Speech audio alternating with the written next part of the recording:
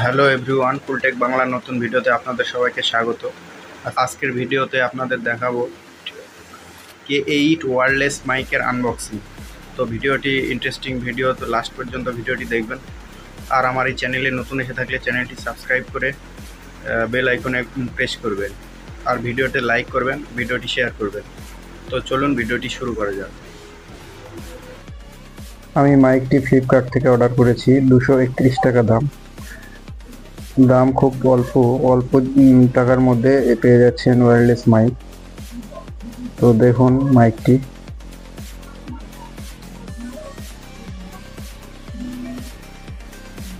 তো মাইকের সঙ্গে থাকছে একটি রিসিভার, একটি মাইক আর একটি আইফোনের ওটিজি।